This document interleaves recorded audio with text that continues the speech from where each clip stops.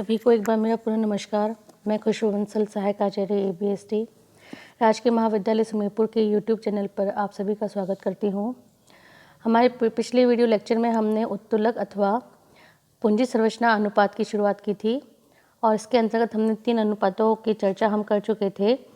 अब हम आज इस कैटेगरी के चौथे अनुपात शोधन क्षमता अनुपात के बारे में बात करेंगे। सॉल्वेंसी रेशियो या फिर डेब्ट टू टोटल एसेट्स रेशियो भी इसे हम कहते हैं।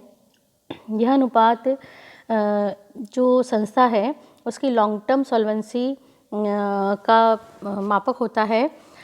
इस अनुपात का कैलकुलेशन करके हम ये पता कर सकते हैं कि किसी भी संस्था का अगर भविष्य में दिवाला निकल जाता है तो उसकी संपत्तियों को बेचने से जो राशि प्राप्त होती है उससे उस संस्था के बाह्य दायित्वों के भुगतान आसानी से या पर्याप्त मात्रा में हो पाएगा कि नहीं हो पाएगा। तो यहाँ पे जो 2 मदें काम में ली जाती है सॉल्वेंसी रेशियो निकालने के लिए, वो तो होता है एक तो टोटल आउटसाइडर लायबिलिटीज जिसका भविष्य में भुगतान करना है, और दूसरा संस्था की टोटल असेट्स। तो फॉर्मूला यहाँ पे बनेगा सॉल्वेंसी रेशियो का, टोटल डेब्ट्स या फिर total outsider liabilities is divided by total assets. यह रेशियो जितना ज़्यादा होगा उतना ही लेनदारों के लिए क्या होगा कि जोखिम अधिक रहेगी, और जितना कम होगा उतना ही लेनदार का जो पैसा है वो सुरक्षित रहेगा। इस अनुपात को एक निकालने का तरीका और होता है कि अगर हम 100 में से प्रॉपर्टी रेशियो को लेस कर दें, स्वामित्व अनुपात को लेस कर दें, तो शोधन क्षमता अनुपात ज्ञात हो जाता है। इसे हम एक उदाहरण के माध्यम से भी समझ सकते हैं। एक उदाहरण दे रखा है, हमें बैलेंस शीट दे रखी है किसी कंपनी की, और चालू अनुपात, त्वरित अनुपात, ऋण क्षमता अनुपात, स्वामित्व अनुपात और शोधन क्षमता अनुपात निकालने की बात यहाँ पर कही गई है। तो पहला तो बोल रखा है करंट रेशियो, जो कि हम पढ़ के आए हैं, current assets upon current liabilities होती है। इस क्वेश्चन में हम बात करेंगे 2 रेशियो की, प्रॉपर्टी रेशियो और सॉल्वेंसी रेशियो की। प्रॉपर्टी रेशियो का फॉर्मूला होता है property fund upon total assets, मतलब इंटरनल लायबिलिटीज़ आती है इसमें ऊपर। तो अगर हम बैलेंस शीट में जाके देखें तो जो इंटरनल लायबिलिटी है वो है share capital, reserve and surplus 1 lakh और 1,50,000। तो ये मिलके बनी है 1,50,000 से, और जो टोटल असेट्स है वह है 4 लाख। तो 1,50,000 को 4 लाख से डिवाइड करेंगे तो 0.375:1 प्रॉपर्टी रेशियो यहाँ पे प्राप्त हो जाएगा। दूसरा जो सॉल्वेंसी रेशियो जो हमने अभी देखा है उसका फॉर्मूला होता है total outsider liabilities is divided by total assets. Total outsider liabilities लेनी है, इसका मतलब लॉन्ग टर्म बोरोइंग्स भी लेनी है और शॉर्ट टर्म बोरोइंग्स भी लेनी है। तो वो यहाँ पर लॉन्ग टर्म बोरोइंग्स दे रखी है एज अ डिबेंचर 2 लाख रुपए से, और जो शॉर्ट टर्म बोरोइंग है वो क्रेडिटर्स और बीबी के रूप में 50,000 दे रखी है। तो टोटल बन गई 2,50,000 से। तो हमने यहाँ पर फॉर्मूले में 2,50,000 is divided by total assets 4 lakh, तो यहाँ पर 0.625:1 सॉल्वेंसी रेशियो आ गया। अगर हम प्रॉपर्टी रेशियो के माध्यम से सॉल्वेंसी रेशियो निकालेंगे तो अगर एक में से अगर 0.375 को अगर लेस करते हैं तो 0.625 यहाँ पर प्राप्त हो जाता है। नेक्स्ट जो रेशियो है इस कैटेगरी का वो है कैपिटल गियरिंग रेशियो या फिर gearing ratio. Capital gearing ratio में हम क्या करते हैं कि जो एक संस्था जो अपनी फंड के एक संस्था में जो उसके फंड के सोर्स होते हैं वो 2 तरह के होते हैं। एक तो फिक्स्ड इनकम कैपिटल होती है और दूसरी वेरिएबल इनकम कैपिटल होती है। फिक्स्ड इनकम कैपिटल मतलब स्थिर आय पूंजी से अभिप्राय हम उस पूंजी से निकाल सकते हैं कि जिस पर हमें जो प्रतिफल देना पड़ता है, जो रिटर्न देना पड़ता है वो स्थिर होता है, भले संस्था को लाभ हो या हानि उतना प्रतिशत उसे देना ही पड़ता है। तो इस कैटेगरी के अंदर एक तो हम ऋण पूंजी को शामिल करते हैं जिस पर स्थिर दर से ब्याज देना ही पड़ता है संस्था को, और दूसरा प्रेफरेंस शेयर कैपिटल को शामिल करते हैं जिस पर स्थिर दर से डिविडेंड देना पड़ता है। दूसरी जो कैटेगरी है यहाँ पर वो है परिवर्तनशील आय पूंजी की। परिवर्तनशील आय पूंजी जैसा कि नाम से ही स्पष्ट है, इस पे जो इन्वेस्टर को होने वाली आय होती है वो बराबर बदलती रहती है, चेंज होती रहती है, डिपेंड करता है संस्था के होने वाले लाभ पर। अगर लाभ ज़्यादा होता है तो मिलने वाला प्रतिफल भी ज़्यादा होता है, और अगर संस्था को आय कम होती है, लाभ कम होते हैं, तो मिलने वाला प्रतिफल भी कम हो जाता है। हानि की दशा में तो कुछ भी प्रतिफल नहीं दिया जाता। ये संस्था के वास्तविक स्वामी कहे जाते हैं, क्योंकि पूरी जो रिस्क फैक्टर होता है वो इसी पूंजी के साथ होता है। सामान्यतया इस कैटेगरी में इक्विटी शेयर कैपिटल और रिजर्व एंड सरप्लस को शामिल किया जाता है। तो इन दोनों के बीच में जब संबंध स्थापित किया जाता है, अनुपात निकाला जाता है, तो उसे हम कैपिटल गियरिंग रेशियो कहते हैं। तो कैपिटल गियरिंग रेशियो का फॉर्मूला जो यहाँ बनता है, ऊपर हम लेंगे फिक्स कॉस्ट बियरिंग कैपिटल और नीचे हम लेंगे वेरिएबल कॉस्ट बियरिंग कैपिटल। मतलब ऊपर जो आ जाएगा वो तो preferential capital plus long term borrowings आ जाएंगे, और नीचे जो आएगा वो equity share capital plus reserve and surplus आ जाएगा। तो इस तरीके से कैपिटल गियरिंग रेशियो प्राप्त हो जाता है। यह जो रेशियो है वो ये बताता है कि जो फिक्स्ड इनकम कैपिटल है वो वेरिएबल इनकम कैपिटल की कितनी गुनी है। जितना ज़्यादा ये रेशियो होता है वो ये बताता है कि जो संस्था के लाभों पर स्थिर खर्चे जो है, ब्याज जो है, उसका भार उतना ही ज़्यादा होता है जितना ज़्यादा ये अनुपात होता है। और जितना कम ये अनुपात होगा, इसका मतलब संस्था के लाभों पर स्थिर खर्चों का भार कम है। इसे हम एक उदाहरण के द्वारा भी समझ सकते हैं। इक्विटी शेयर कैपिटल दे रखी है, preference share capital, debenture, general reserve और statement of profit and loss account यहाँ पर दे रखा है। कैपिटल गियरिंग रेशियो हमें निकालना है, जिसका फॉर्मूला होता है fix cost bearing capital upon variable cost bearing capital. पहले तो हम यहाँ क्वेश्चन में देख लेते हैं कि फिक्स बियरिंग कैपिटल कौन कौन सी है। तो इक्विटी शेयर कैपिटल जो है वो वेरिएबल कॉस्ट बियरिंग कैपिटल होती है, और प्रेफरेंस शेयर कैपिटल जो है वो फिक्स कॉस्ट में आता है, डिबेंचर भी फिक्स कॉस्ट में आते हैं, जनरल रिजर्व वेरिएबल में आते हैं, और statement of profit and loss account भी वेरिएबल में आते हैं। तो इस प्रकार से फिक्स कॉस्ट बियरिंग कैपिटल में दो चीज़ें ले रखी है, प्रेफरेंस शेयर कैपिटल और डिबेंचर 1 लाख और 2 लाख से, और बाकी जो है इक्विटी शेयर कैपिटल और जनरल रिजर्व जिसमें statement of profit and loss account भी शामिल है। तो 2 लाख से तो इक्विटी शेयर कैपिटल, 1.5 लाख से जनरल रिजर्व और statement of profit and loss account 50,000 से, इस तरीके से 4 लाख रुपए से वेरिएबल कॉस्ट बियरिंग कैपिटल यहाँ पर बनी है। तो रेशियो जो हम निकालेंगे वो यहाँ पर इसी तरीके से निकाल रखा है। ऊपर तो आ गया 3 लाख, 1 लाख और 2 लाख, और नीचे आ गया 4 लाख। इसको जब हम डिवाइड करेंगे तो 0.75 आएगा इस टू 1। इसे हम निम्न पूंजी दंतीकरण कहते हैं, क्योंकि इसमें जो है जो फिक्स कॉस्ट है वो फिक्स कॉस्ट कैपिटल जो है वो वेरिएबल कॉस्ट बियरिंग कैपिटल से कम है, अतः इसे निम्न पूंजी दंतीकरण अनुपात कहेंगे। नेक्स्ट जो इस कैटेगरी का अनुपात है वह है ऋण सेवा अनुपात अथवा ब्याज अर्जन अनुपात, अर्थात डेब्ट सर्विस रेशियो और टाइम्स इंटरेस्ट अर्न रेशियो।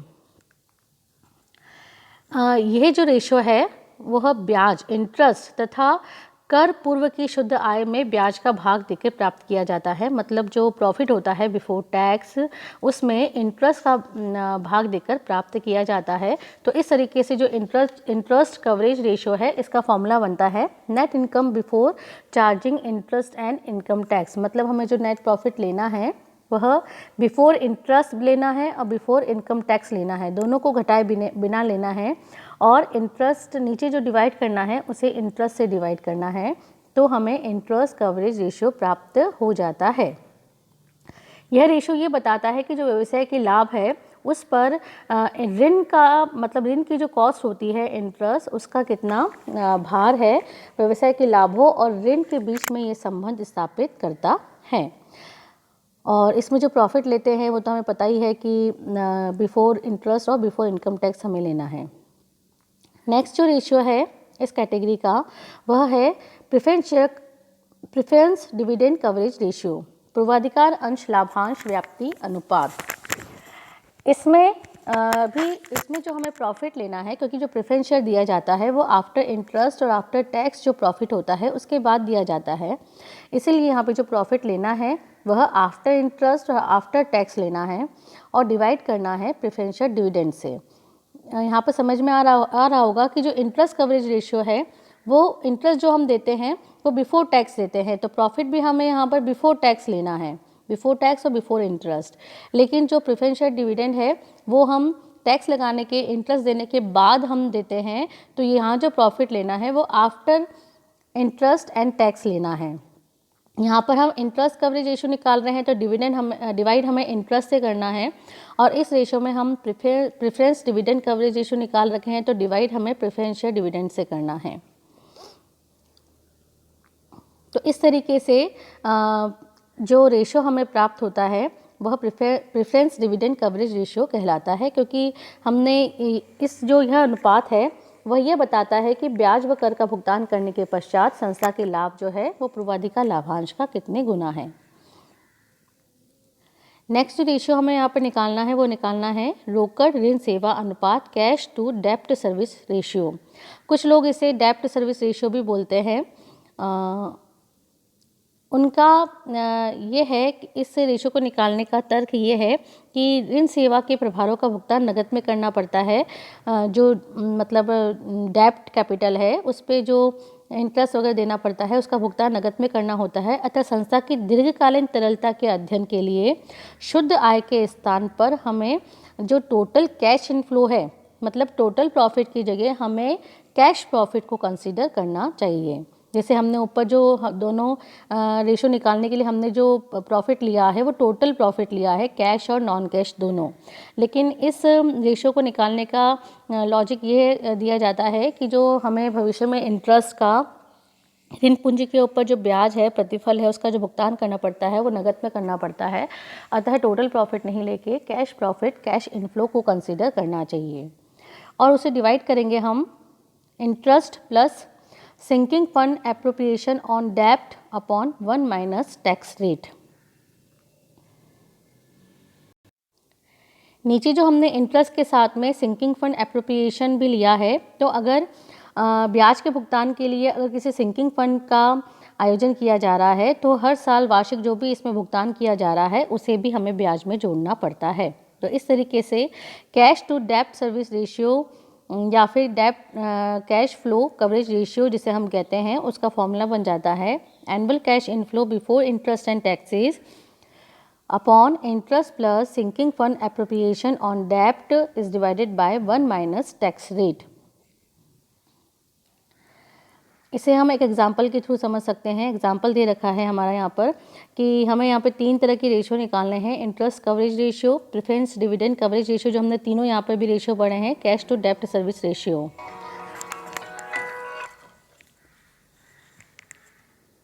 पहला रेशियो हम यहाँ पर कैलकुलेट करेंगे इंटरेस्ट कवरेज रेशियो, जिसका फॉर्मूला होता है नेट प्रॉफिट बिफोर इंटरेस्ट और टैक्स लेना है अपॉन फिक्स्ड इंटरेस्ट चार्जेस से हमें डिवाइड करना है, मतलब इंटरेस्ट से डिवाइड करना है।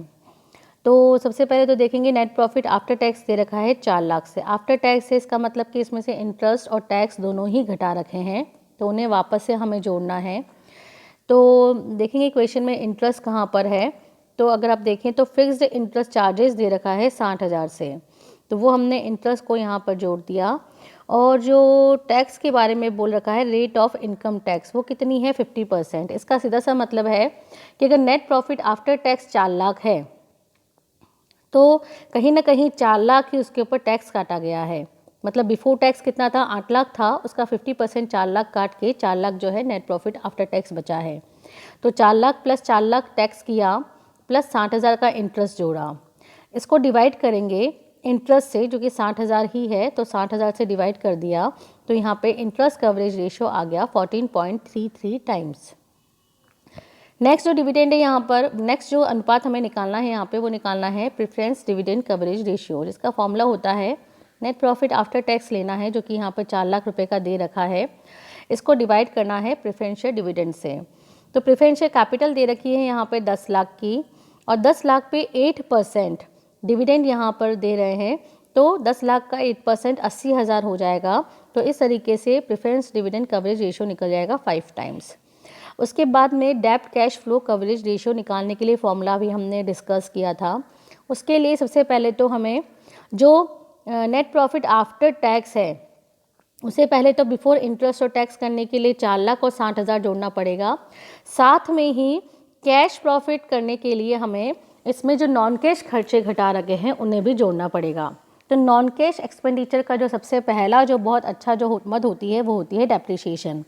क्वेश्चन में दे रखा है डेप्रिसिएशन यहाँ पर 1 लाख रुपए से, तो 1 लाख रुपए जोड़ देंगे तो कैश इनफ्लो आ जाएगा।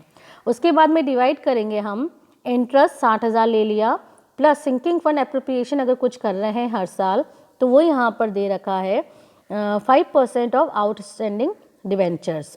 तो डिवेंचर यहाँ पर दे रखे हैं हमारे 6 लाख से, तो 6 लाख का 5% कितना हो गया 30,000।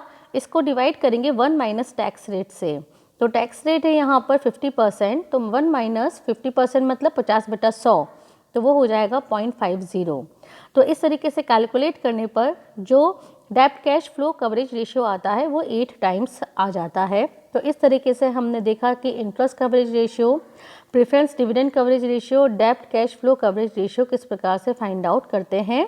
तो इस तरीके से आज हमारे वीडियो लेक्चर के थ्रू हमने अनुपातों की तीसरी कैटेगरी जो कि उत्तोलक या पूंजी संरचना अनुपात कहलाते हैं और जो संस्था की दीर्घकालीन शोधन क्षमता को इंडिकेट करते हैं वो हमने आज यहाँ पर कंप्लीट किया है। जो लास्ट और नेक्स्ट कैटेगरी है वो हम देखेंगे हमारे अगले वीडियो लेक्चर में। Thank you so much.